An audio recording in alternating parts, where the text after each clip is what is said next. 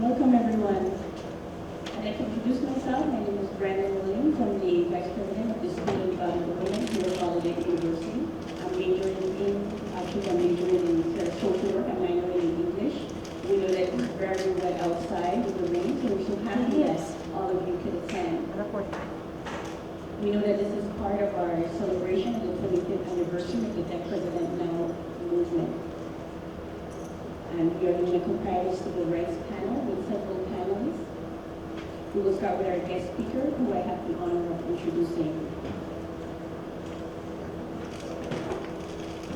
Ella Barkley Brown is a professor of history from the University of Maryland, College Park.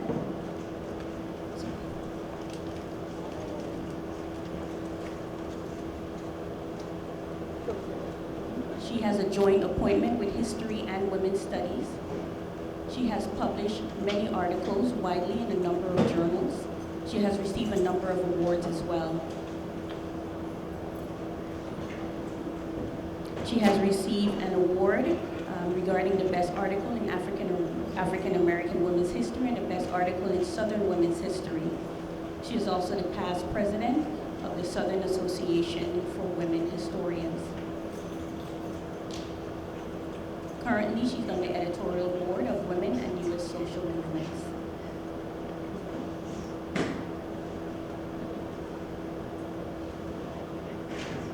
Her main interests are African American political culture with a focus on gender. So please give a warm Gallaudet welcome to Dr. Ella Barkley Brown.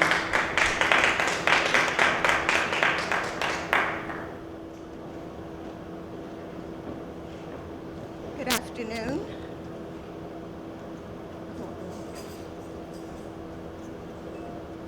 I am very pleased to be here today and to participate in your celebration of the Deaf President movement. I lived at that time in D.C., just a few blocks from Gallaudet, so I have memories of passing by and standing out and watching and hoping for the success of the movement. And so it's especially exciting then to be here today. I've been asked to talk from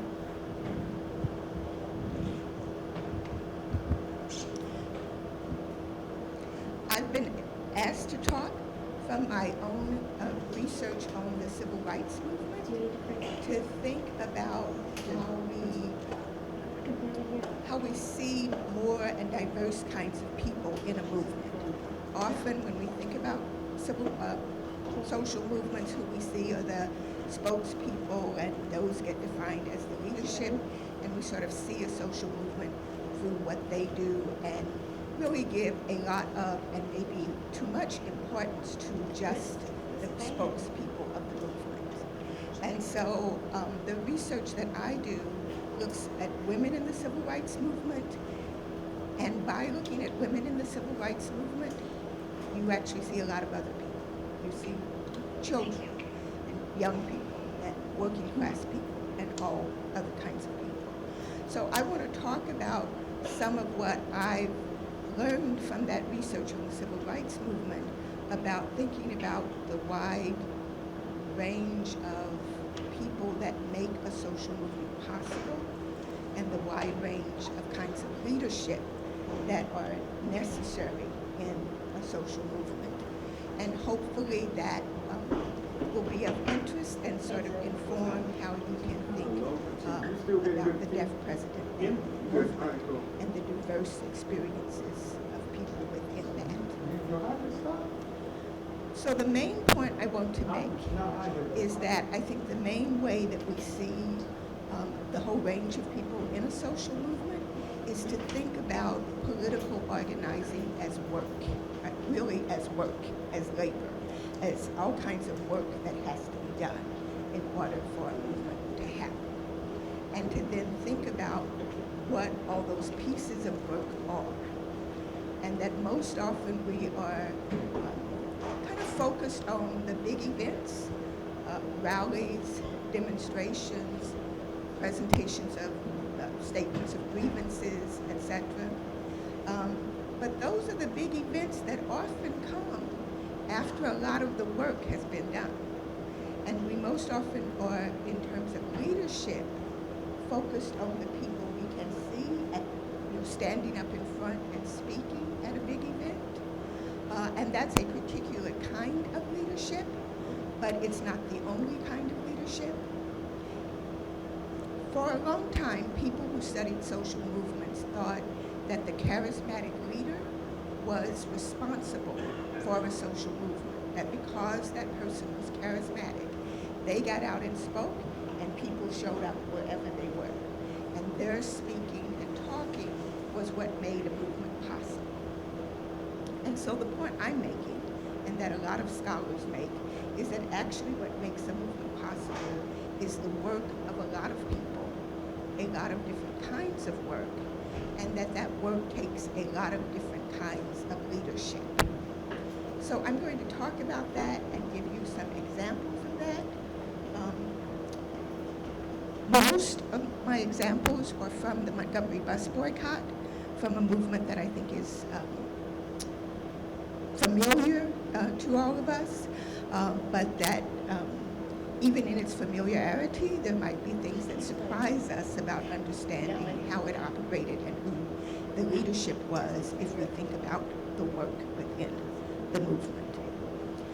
So I want us to sort of separate a focus on the big events, the demonstrations, the public speakers, the rallies, from the organizing that went on to make that happen. And I want us to think about the Montgomery bus boycott as both those big events, but as also having to get thousands of people day after day to stay off of a bus and walk. And so obviously, if we think about that, maybe the most important people in the Montgomery bus boycott were the people walking. But walking required a lot of things. It required organizing people to do that. It required people knowing about that. It required keeping people's morale up so they could do that. It required raising money to buy cars to transport people who couldn't walk. It required raising money to keep people out of jail. It required raising money if you got fired by your employee for walking. It required a lot of things that, without those happening, the big rallies and the public speakers, etc., would not have made a movement.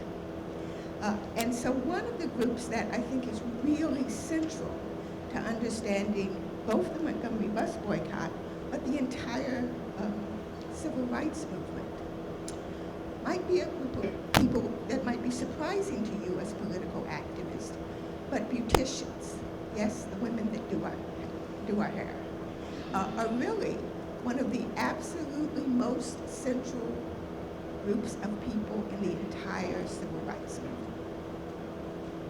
So in the 1950s and 60s, as the civil rights movement was being organized, and people thought about who are going to be the leaders of this movement, maybe you would be surprised that people chose two occupations as the people who would be most important as leaders.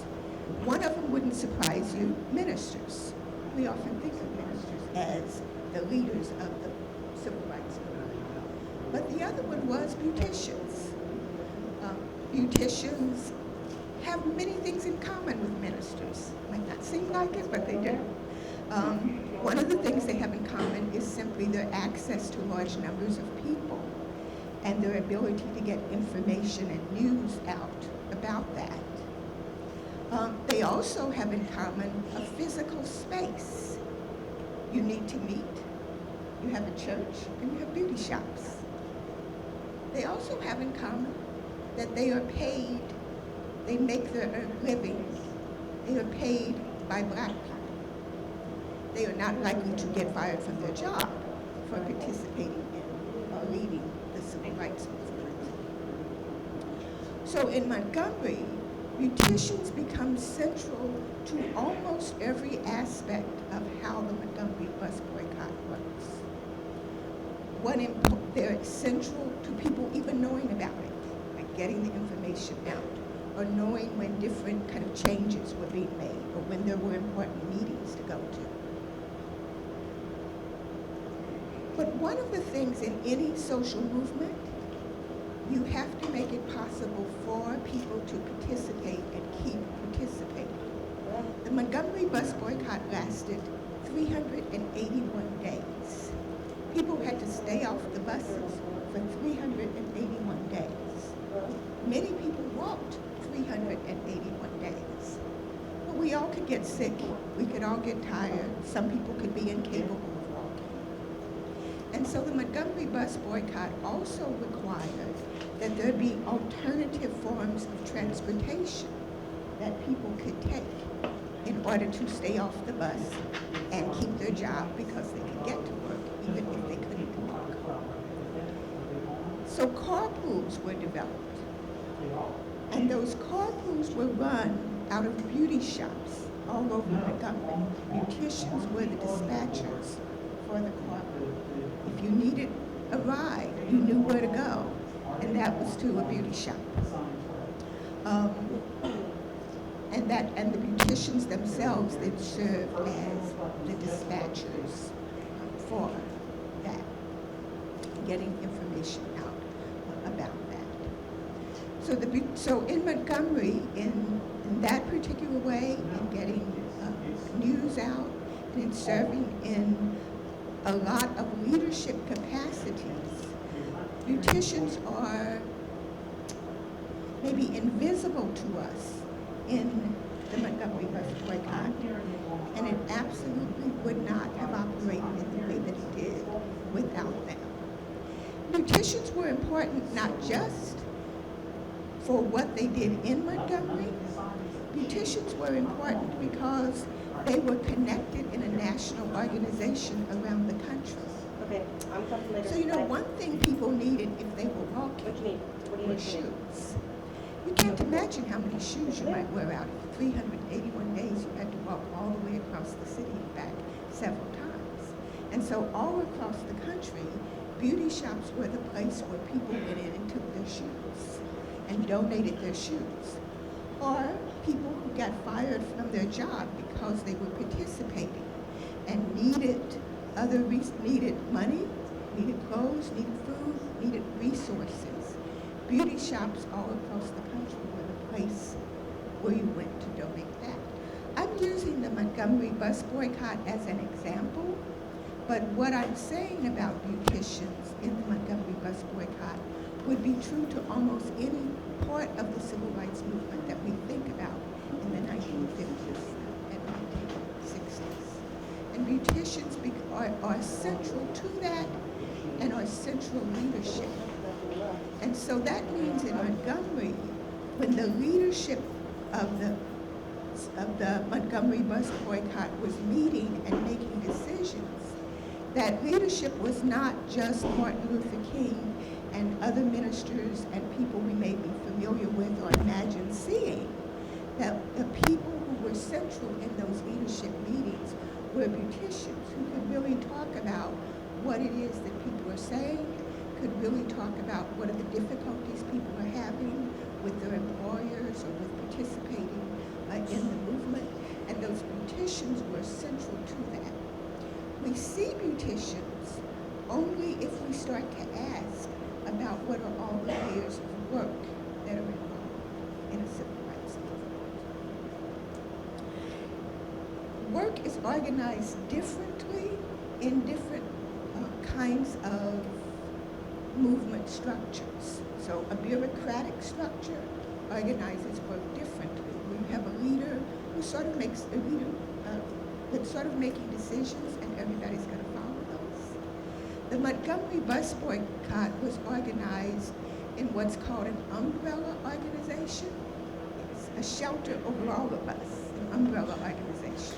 That meant that the organization of the Montgomery bus boycott, it was an organization of organizations. People didn't individually join the Montgomery Improvement Association organizations joined the Montgomery Improvement Association. And that meant that when the leadership got together, it wasn't individual people, it was the heads of all of those organizations.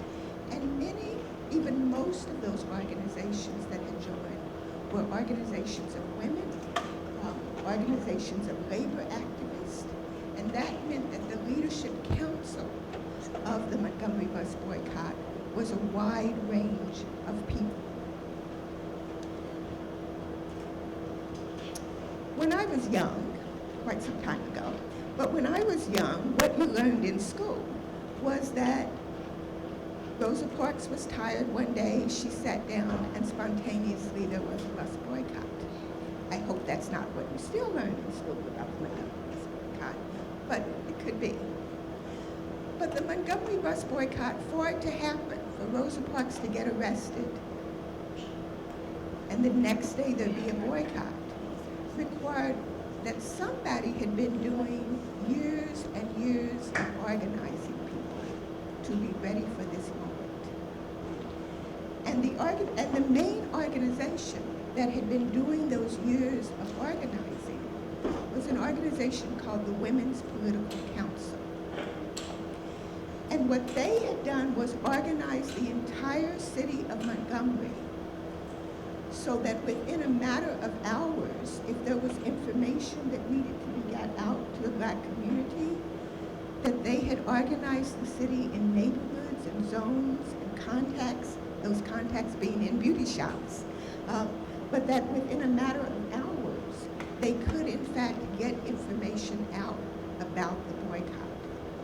That was important at the very beginning of the boycott, and it becomes important later when white city officials come up with a pretty smart plan that if they simply announce in the newspaper that the boycott is over and Black people have won and the buses will be desegregated, though it's not true, that people will see that in the newspaper, get back on the buses, and by the time they find out it's not true, be too disappointed to continue. The Women's Political Council finds this out at 2 o'clock in the morning. And by the time people get out of bed, 4 hours later, all across Montgomery, houses occupied by African Americans have a note from the Women's Political Council telling them, don't believe what you read in the newspaper. That's a tremendous amount of organizing that's being done. And it's not something that just happened spontaneously.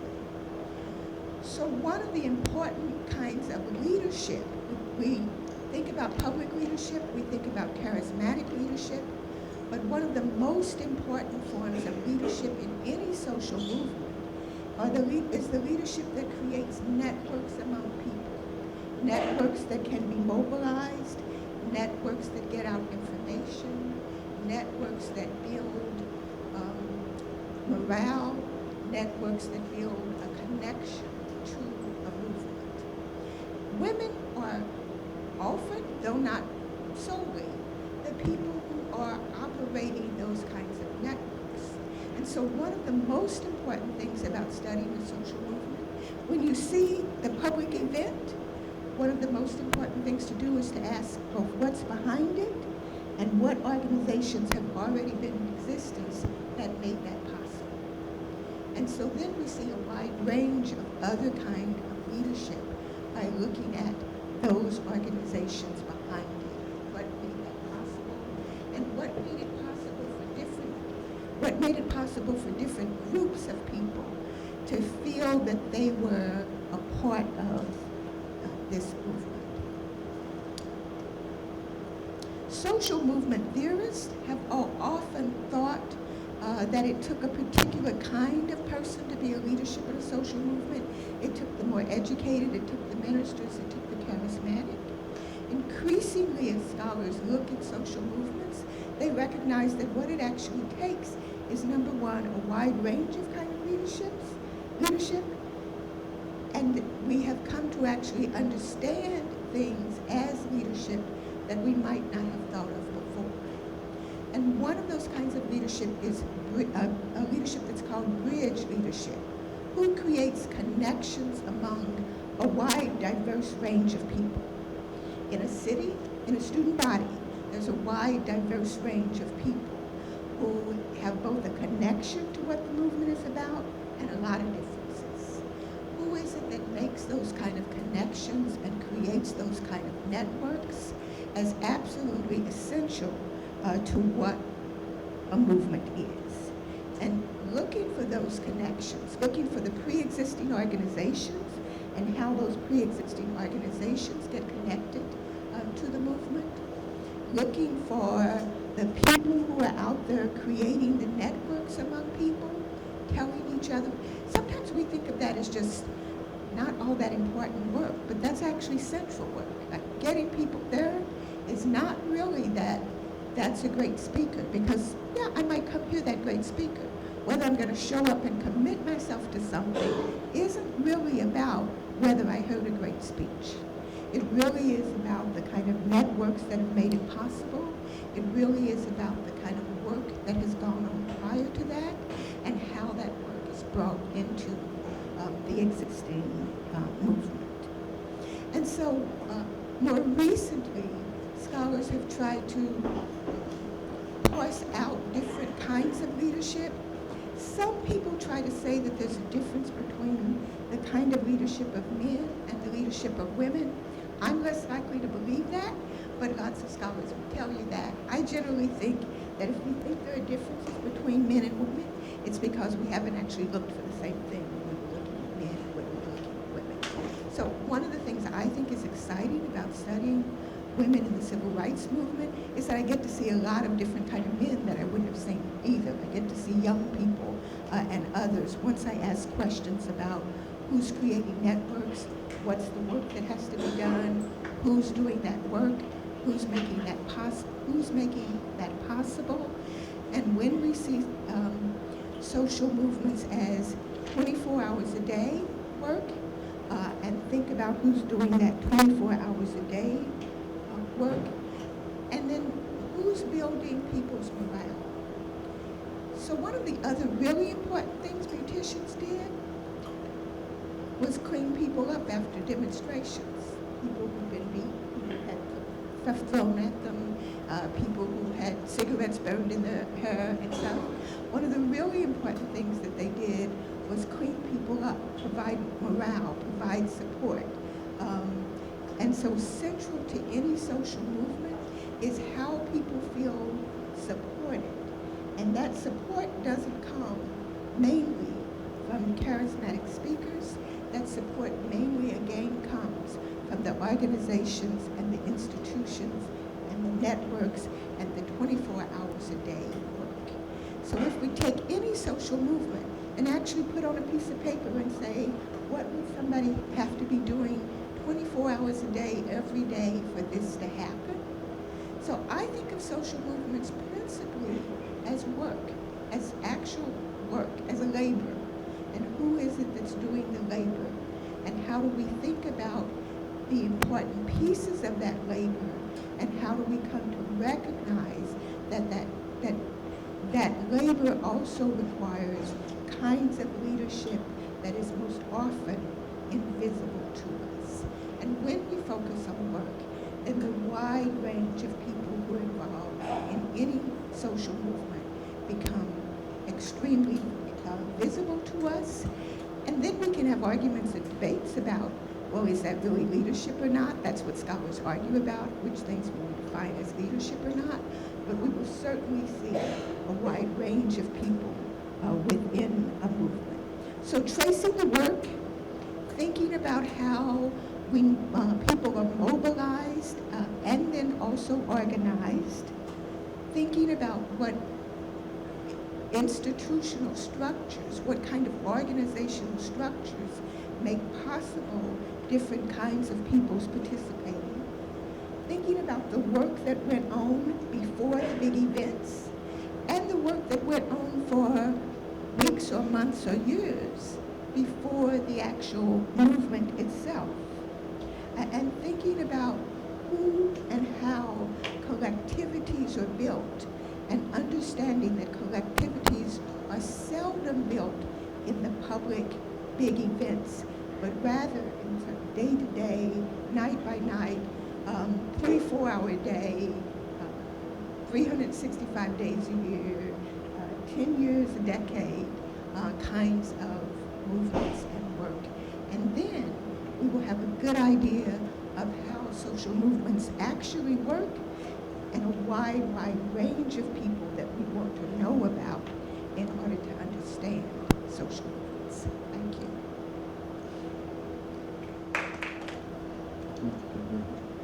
We'd like a round of applause again for Dr. Brown. Thank you so much. Before we proceed with our panel, we'd like to have our honored guests and panelists as well come to the stage, please.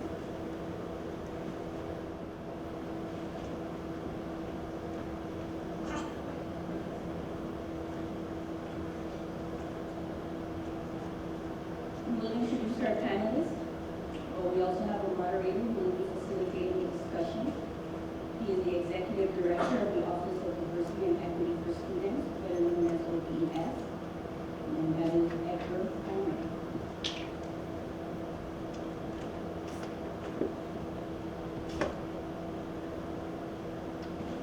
Hello everyone and welcome.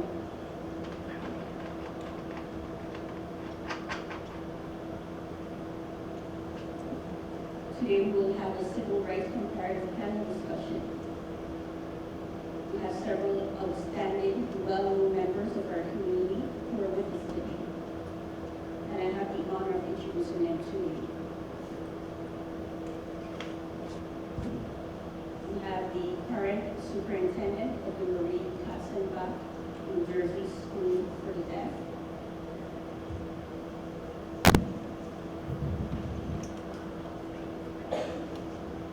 This panelist is also a Fulbright scholar. He is also the only deaf Latino to receive his PhD from Barkley University. He's an international presenter on education of deaf students for over 40 years.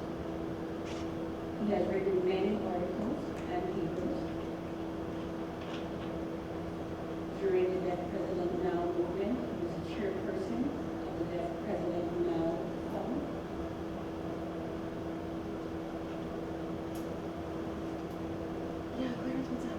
He's also a well-known distinguished author.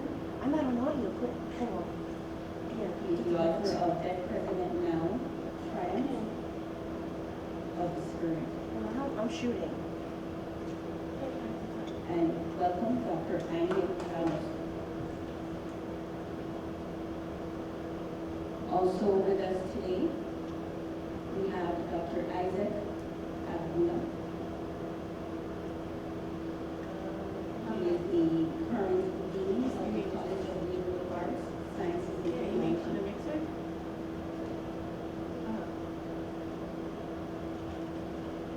Dr. Abdullah has held this position since 2007.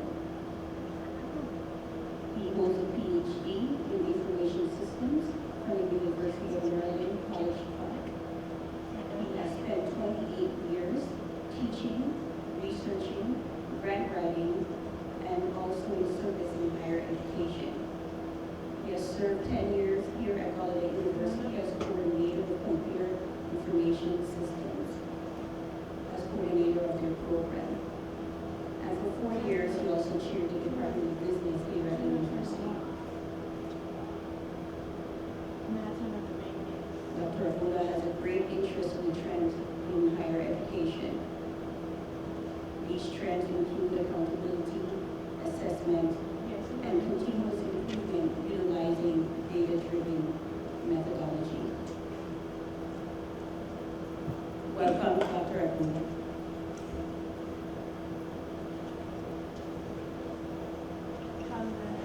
We also have our very own Ruth Reed joining us today. Ruth is originally from Chicago. She graduated from the Illinois School for the Deaf. She graduated from Gallaudet University in 1980 with a bachelor's in sociology. She has held a multitude of positions at the Model Secondary School for the Deaf over her past 33 years of service here in the university. Excuse me, at MSSD. She has had a variety of positions, which include residential assistant, multicultural specialist, ASL specialist, performing arts specialist, and also as an instructor of ASL classes to hearing families of deaf children. Ms. Reed is also a longtime member of the DC area Black Deaf Advocates. So we'd like to welcome her along with our other panelists today.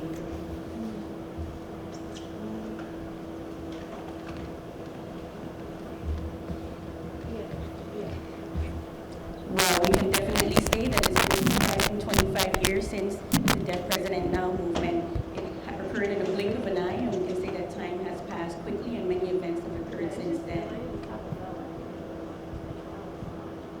So we'd like to talk about those events and that week in Gallaudet history.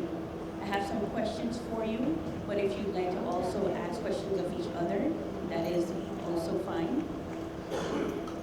And it's definitely going to be a challenge, but that's the whole point of this panel discussion that we're going to have today. And you can challenge one another in that way. We will also leave about 10 minutes for audience members to pose questions to you. So we'll start with That's just, listen to the audio on my thing there. We just killed the audio there. Can you briefly explain what you've been doing since DPN occurred 25 years ago? Well, I think you've said everything already. At that time, in 1988, I was a fourth-year PhD student here at Gallaudet University, and after the protest had taken its course, I left the PhD program for 1 year. I just needed to kind of take a break. I was very involved with DPN. And then I eventually did return to finish my studies. And I've been a college professor, a Fulbright professor, I traveled the world, I've written some books. And now I am the superintendent of the New Jersey School. You're getting red there, it So looks crappy here. it's been a great ride these 25 years. It's been a marvelous journey since DPN. And I want to thank everybody in the movement because I think a lot of jobs have opened up since then. Jobs that historically were occupied by hearing people now are open to deaf people. And I want to thank everybody for making that possible. So I've been, yes, in the fall for almost 33 years here. And so I worked as a dorm supervisor for 5 years. I worked as a dorm supervisor for 5 years. No, they're not And separate. it was an excellent program. They are separate. What you're doing there is not changing anything. And I worked also as an IEP coordinator and doing some volunteer I don't know. work It's not as a that though. multicultural That's specialist affecting as this. well. Yeah, it's something there. That's the other. And I was encouraged to do more. Nothing else.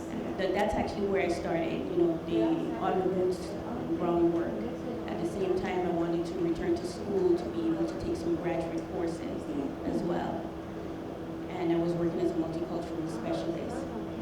And at that time, I became fascinated and immersed with different sensitivity issues and themes regarding persons of different ethnic groups, including Latinos, Jews, and so on.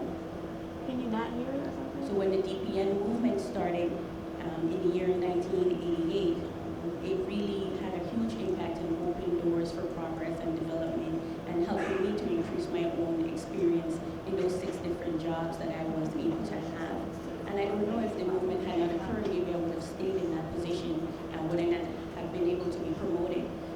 I don't know who I would have been at that time. So DPN allowed me the opportunity to be assertive and to be able to open the possibility of having different positions and build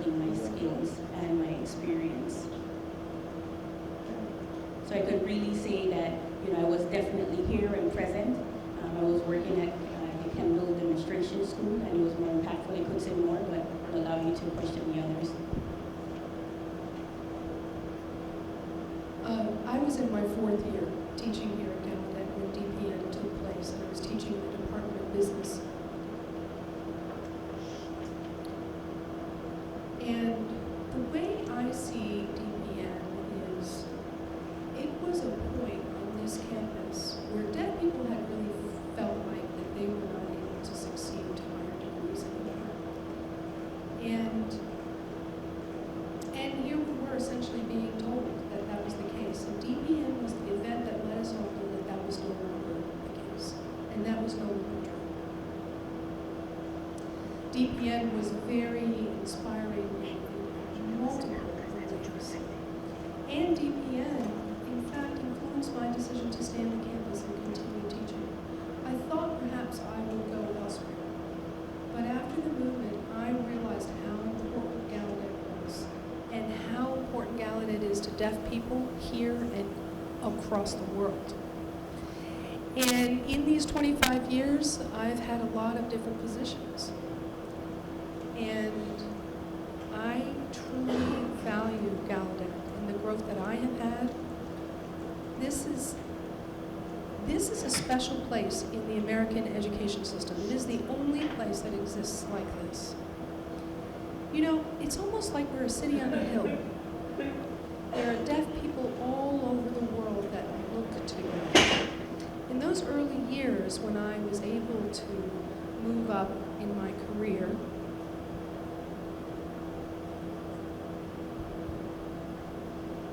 I saw Gallaudet as central in helping me move up. And I'll expand a little bit on that on some other questions. So all three of you were on campus here when this happened. I was actually working as a vocational rehabilitation counselor in Baltimore. I wasn't able to experience it firsthand, but was able to get the information through news contacts. And my employer told me that I needed to be at Gallaudet, and he immediately gave me his blessing for me to be here and be here the entire week. So at that time, yes, I was able to gain that firsthand experience. Can you talk about what specifically inspired you and impacted you about this movement?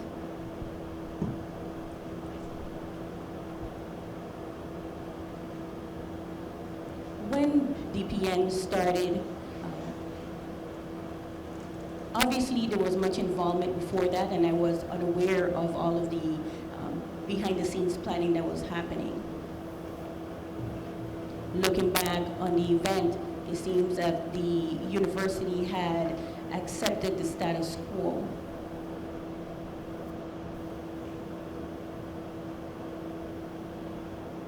I really don't think that the majority of the community felt that it was time for a deaf president. There was, yes, a core group who did feel that it was time for a change. However, the majority of the campus did not reflect that. So as the movement continued to grow and continue to increase and expand, you see more and more members of the community starting to join in and participate fully in the movement.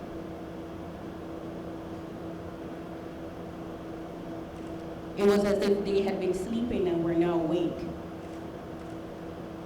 A person at that time were just accepting the status quo.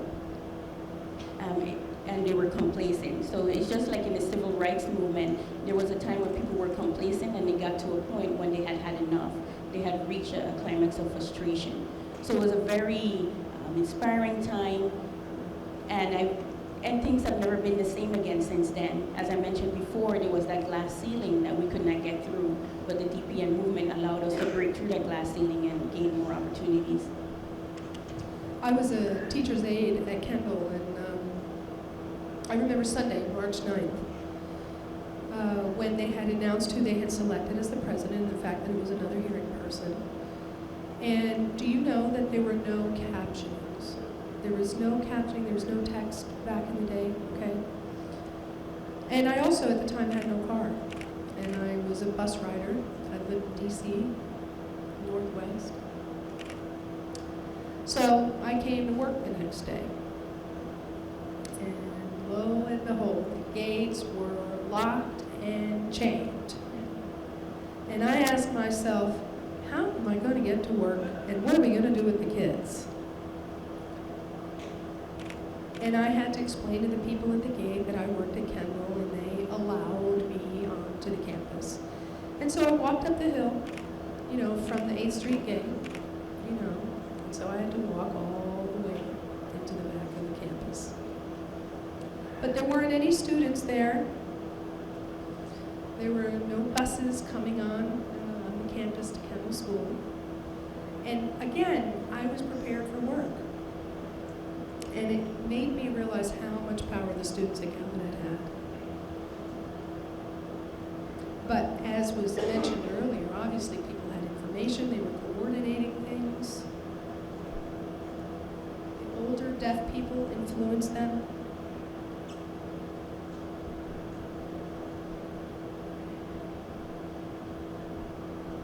On the second day, I wondered if I would get penalized, if I would lose my job, and I found that that wasn't the case. And when I found that out, I was ready.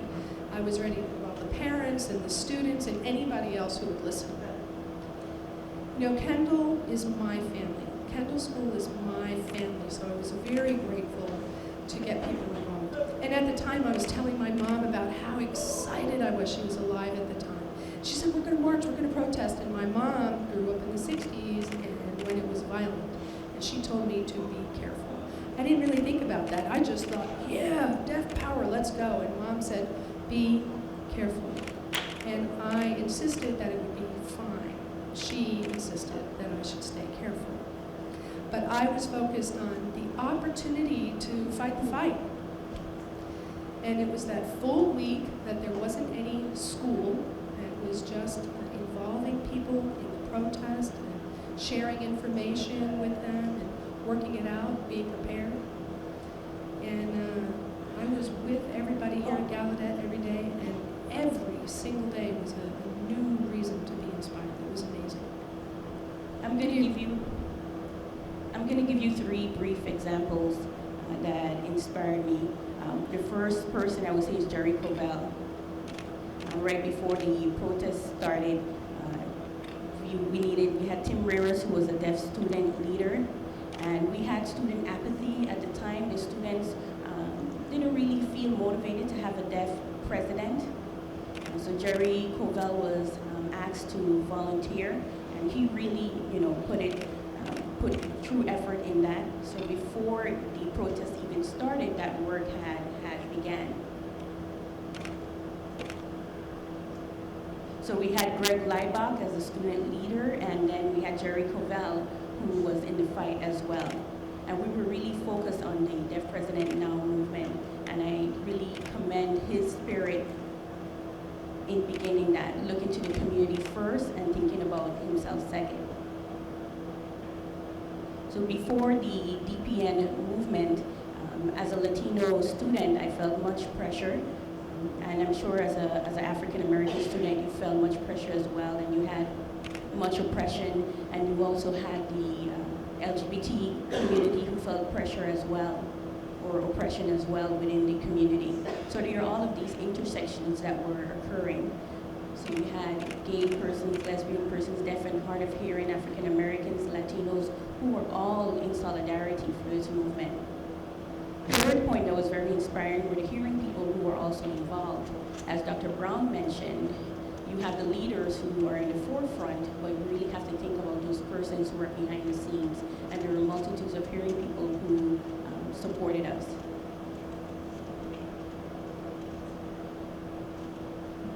Jesse Jackson was one of those. He was the one that actually mentioned that famous quote that deaf people can do everything but hear, anything but hear. So he was an inspiration to us. We also had the museum that actually loaned us the banner from the Martin Luther King March. And they weren't even scared of us students damaging the banner. They had complete trust in us, if you can imagine that. So we marched that Friday. And we actually went to get permission because the police said that if we went ahead to march without permission, we would be arrested. So we had to go to the Capitol and get a permit for that. And I believe it was Tuesday or Wednesday that we went to obtain the permit for a march that was happening in the next 2 days. Usually these permits needs to be obtained 3 weeks in advance. So we were just praying and hoping that we would receive that. And the DC government and all the officials were so supportive of making it happen. So those 3 moments were very inspiring for me. Thank you. I remember that comment about Jesse Jackson, that was a truly inspiring comment and time. I have a follow-up question with you. I know that all of you were very involved with the students during the protest, and I'm sure it disrupted classes. I'm also sure that you had a lot of engagement with students on the campus while it was happening. And how did you respond to their questions or concerns or whatnot? Isaac? As a faculty member at that time, we had the understanding that students would have to be absent from class in order to participate, and there would be no repercussions for that. They needed to be involved in the movement.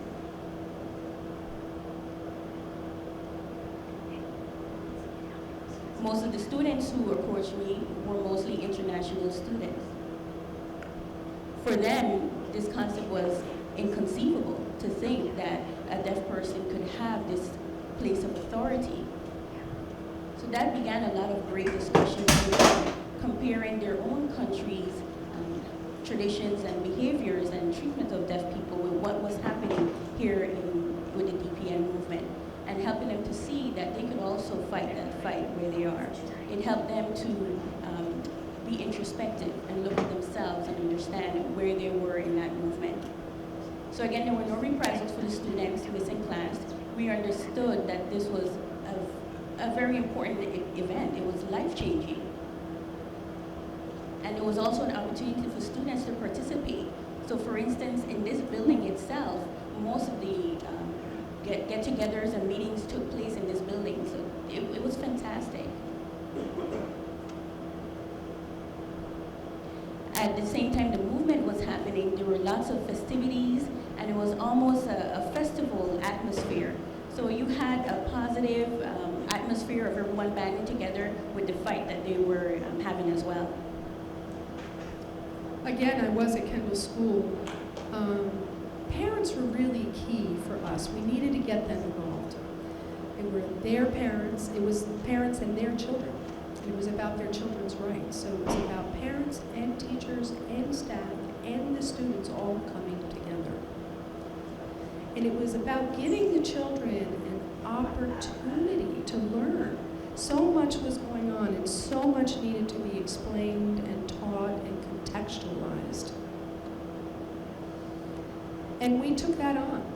We did all kinds of lessons that revolved around the protest. We also talked about the history of the deaf president, and we took that as an opportunity again to educate them and give them this type of experience.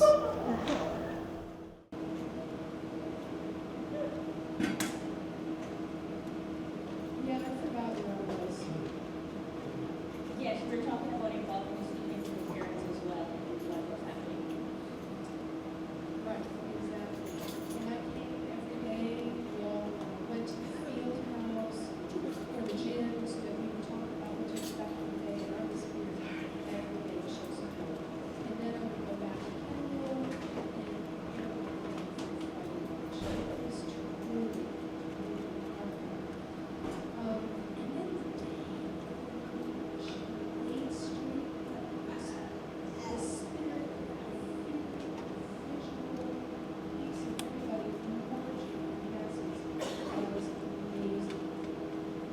bystanders were cheering us on. It was truly amazing.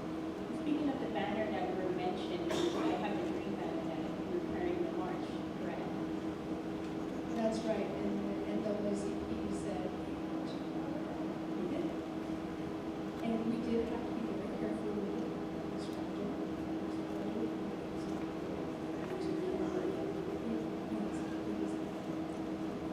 You know, it's really important that we understand that we didn't call and ask for this. Somebody reached out to us and offered it to us, even more poignant. At that time, as I said, there was no PhDs. I was married, I didn't have a family, so I was very involved in the protest.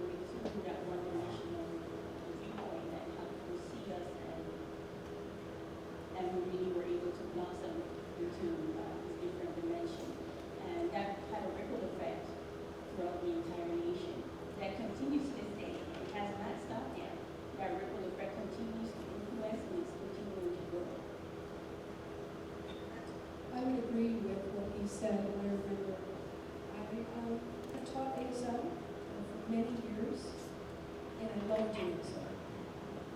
And then after DPN, I saw other classes, other people teaching, I saw even people teaching, and I was always very curious about who was teaching and who was being taught, whether they were deaf or hearing, who the audiences were. But in general, I saw real growth with ASL classes. When I would go back to Illinois, even my family would tell me, hey, guess what, I'm taking sign language. And it was being offered as an elected in public schools. So over the years, I have seen a real boom in classes of ASL, huge growth, to the language, and I believe that DPN really opened those doors. And as a result, opportunities for deaf people have become more available too. Interpreting is another area, before we used to have radio products on the TV, which was really access, and now we have CapChat. I know some of you who are really young in this auditorium probably don't even know what we're talking about, But we have to help, and I do believe the DPN helped to make all of those changes. It is a little ironic that we have a lot of hearing parents teaching sign language to their hearing babies. Even that is happening. Language is really out there. It's everywhere you go. So that's what happens. I would agree with everything that Ruth Jesus said.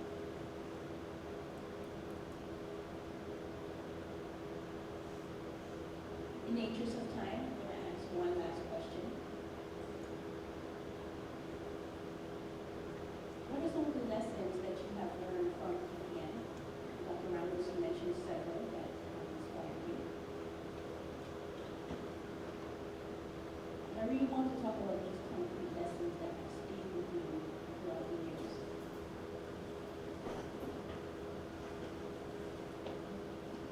DPN emphasized one critical lesson for me regarding human rights regarding civil rights. Civil rights are not given, they are inherent.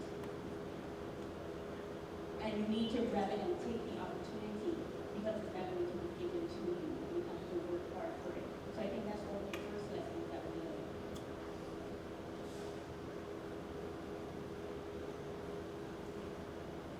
You mentioned that at first I came Jordan was in support of the board. And many people thought that that he was in support of that whole mentality that the people weren't ready to take the reins of authority. So you had that challenge where people were saying that you could not do it, and we as the people can. And we accepted that passively, and we were waiting until the time was ready because we were told that we were not ready.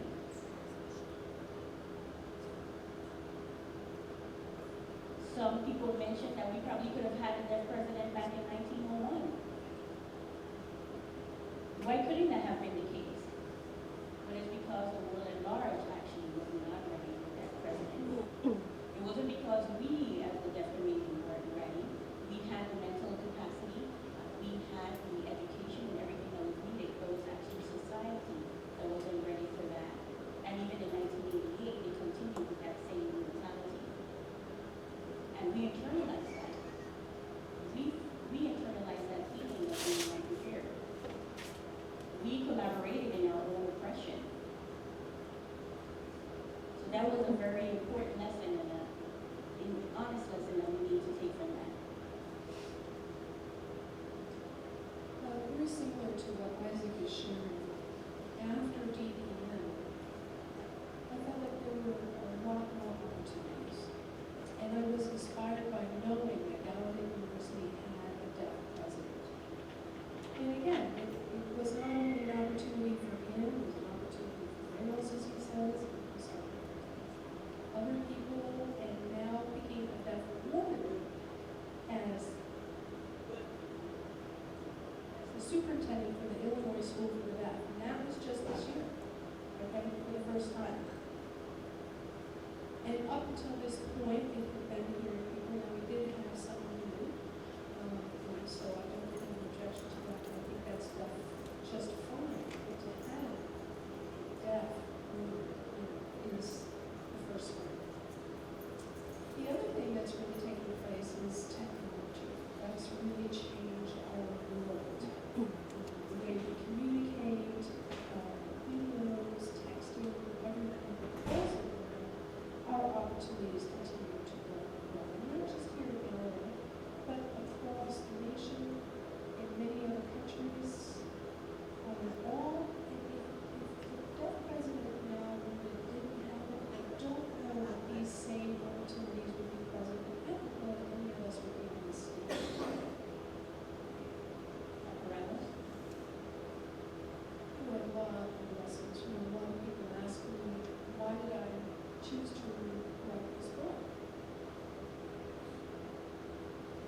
chose to write it because it's very easy to forget what we wanted to do.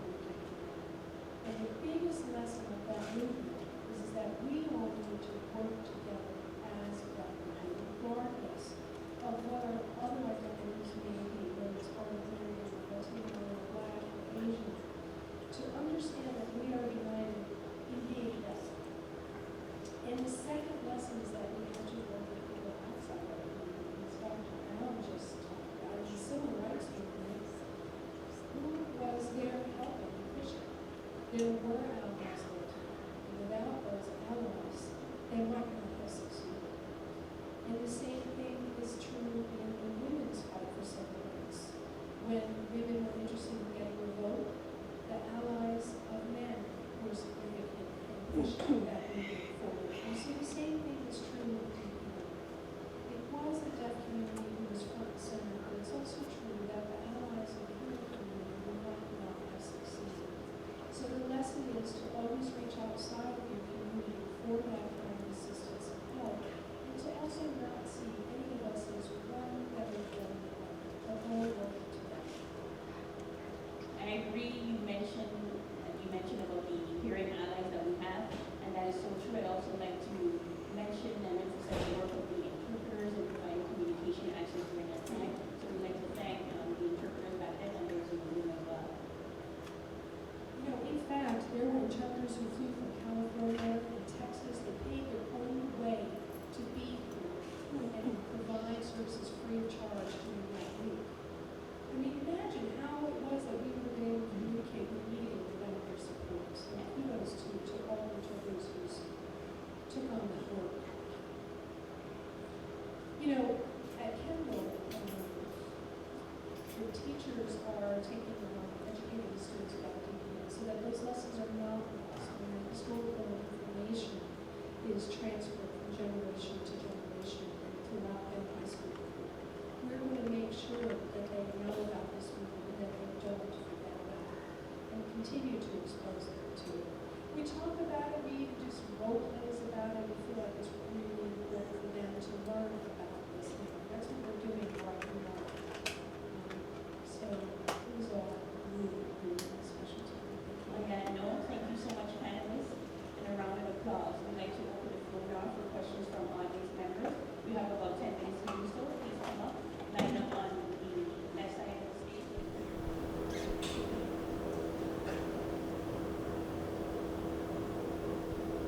Thank you for all of your comments. My name is Elena Ruiz, and I know that we have been celebrating this movement of DPN. I would like to have an opportunity to look at other aspects of DPN. As a deaf woman of color, as a Latina,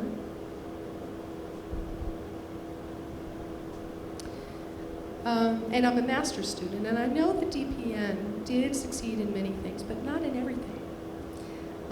The way all the leaders were white, there was language privilege, there was a lot of privilege. Who the media chose to put in the spotlight were not people of color. Other people who were very involved were not seen. There were people who were marginalized. Deaf people of color were marginalized. Some felt included and some didn't. So those are all things that I think need to be looked at a little bit more closely.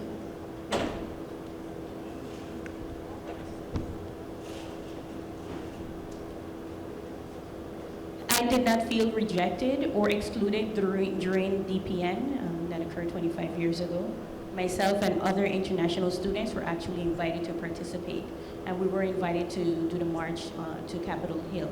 I personally was carrying a sign that actually said, Nigerian National Association for the Deaf fully supports the 4 demands. We were all part of it. Obviously, I'm not trying to paint a pretty picture or to minimize what you were saying. There may be some issues regarding color and race, but we were invited to be a part of it, and I was happy and willing to do so. I personally did not feel excluded. Remember, we are talking about 1988, and at that time, deaf Hispanic leaders were pretty much non-existent. There might have been less than a handful of us. And I also recall that the deaf community leaders came to Gallaudet, and they were all on stage. I think there were maybe 15 or 20 deaf leaders, and they were all white. And I told this person who was sitting next to me, and I said, listen, you've got to have diversity in this group. And at that point, Al Kuthin was invited up to the stage. Now, it doesn't mean that these people are racist. You know, it was a certain time. At the time, leaders were generally white. There weren't many black people who were leaders at the time. So Al Kuthin was invited in, and then also they added another black person to that core group to represent diversity. Again, it was 1988, it's 2013 now, and we have a panel here to talk specifically about the issues of people of color during the protest, but they weren't front and center at the time. Things have improved. I don't know that they've improved a whole lot. I don't work at Gallaudet anymore, so I can't speak to that, but. What about in your role in running the President Now Fund? I mean, obviously you were taking a leadership role there. Well, I don't think I was ever really perceived as Latino necessarily.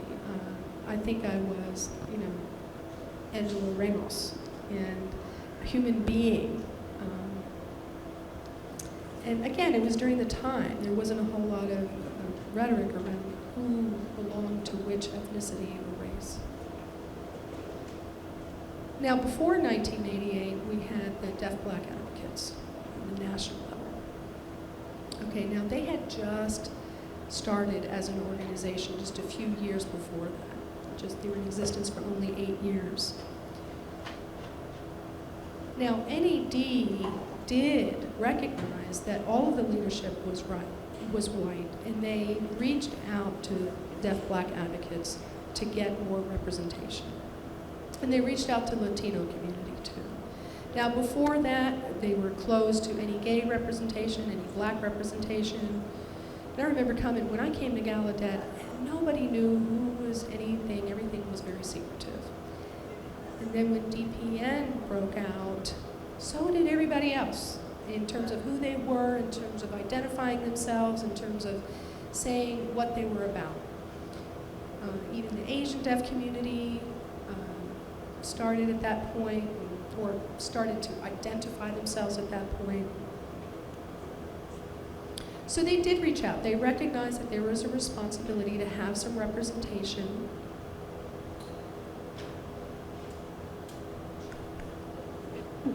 Even all those people who fought for closed captioning, they were all white. And I think over time, things have shifted. They've gotten a little bit better. But we need even more. We need to get beyond where we are now. We can't be complacent. It's our responsibility to educate people and make sure everybody gets involved and does the work. And if we have representation from all different communities, you just need to make sure that they're there. It's our responsibility for that.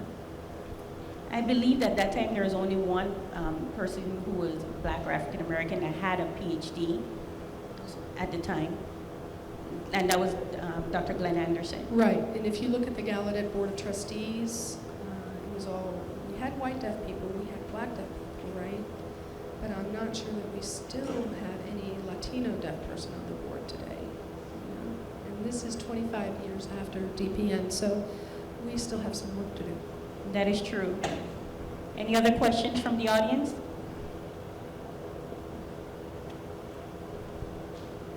Please come up.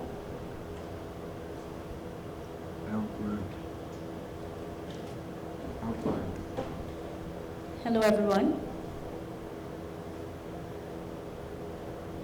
My name is Dr. Elizabeth Moore, and I'm a member of the Department of Social Work. I would like to thank you so much for sharing these inspiring stories with us. I'm trying to remember where I was during DPN in 1988, and I was actually working in therapy for a recovery organization in Detroit, Michigan. And I was actually able to read the newspaper articles and get information through the media. Maybe Ruth, you can help me answer this question. Do you feel that DPN had a critical impact on the special opportunities program that was occurring at Kendall School? This special opportunities program was actually a place where many deaf children of color came together. And the reason that we had that is because they had some needing with academic skills, some academic skill remediation. Did it have any impact on that? I worked with that program for 11 years, and you're right, the people of color were overrepresented in that group.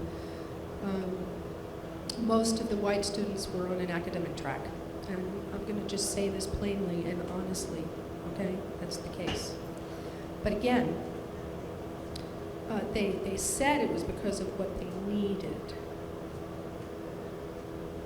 But when we took some of those students who we thought maybe could make it in the academic setting and put them in there, then maybe we would put them in that academic track. But any students who had weaker skills were put in this special program. What we realized was that really closed them off. And that what we should do is, rather than have a separate program, is really work on bridging where they are with where we want them to be. And not just to abandon the whole program. I mean, we noticed that it was a problem, that they were overrepresented, and something needed to happen. And it was disbanded during DPN. And a lot of those students who were on this SOP program have gotten into college since. It's not something we would have expected of them. And it was because people taught them how to be independent. People believed that they could do it. People believed that all they needed was an opportunity. So if the curriculum was weak, they needed to figure out how to make it work. And when the program was disbanded, I was concerned about those students. I was. I thought that it might not be fair to them. And it wasn't. You had the academic white kids performing at a much higher level than the students in the SOP program, even though they were on the same grade level. But we weren't quite sure how to solve the problem and how to make sure that every student got exactly what they needed so that they could be independent after they graduated, whether that be go to college or go straight to a working environment. Or maybe going to RIT or Gallaudet or anything, but we wanted to make sure that any of them could move on afterwards. SOP was a very special program. My question is then that they feel that the DPN have an impact on that program specifically, or on the academics in school? Well, we had a large number of students in that program, and enrollment did decrease after that. Some of the academics were not quite where they needed to be, so we needed to build the program on, so I think it was an impact. I think we knew that we needed to raise our expectations of all of our students and make sure that we were responsible for their education and make sure everything was in place so that they could learn as much as possible. We had to really look at the curriculum and kind of dig in there and figure out how to apply it to them. We know, we have all of our requirements and all of that needed to be in place to make sure that we provided for them as well. And over time, I think things got better and better. Dr. Ramos, you'd like to add?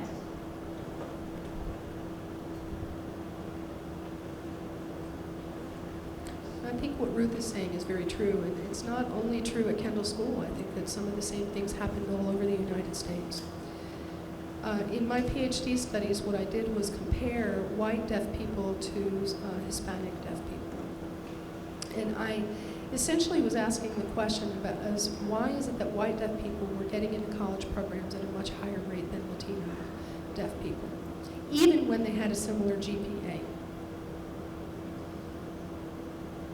And the stats were markedly different. And what I found out is that the white folks were taking academic classes and the Latino students were taking more vocational courses. So they didn't have the skills necessary to test into colleges. I finished my studies in that comparison in 1997, and that is still very much happening.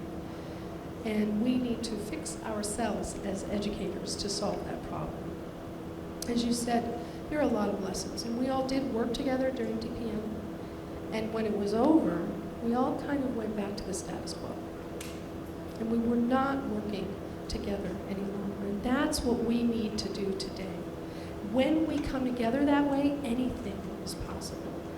If we exist independently, we will get nowhere. On that note, I'd like to thank all of you panelists for coming and sharing your experiences and knowledge with us regarding that seminal period in Gallaudet's history. It was a huge, emotional, and exciting time for us as a community and as deaf people. I also would like to thank you, the audience, for coming and participating as well. Obviously, it shows your motivation in coming here to listen to these panelists share their experiences with you. Thank you so much, and thank you to the interpreters as well.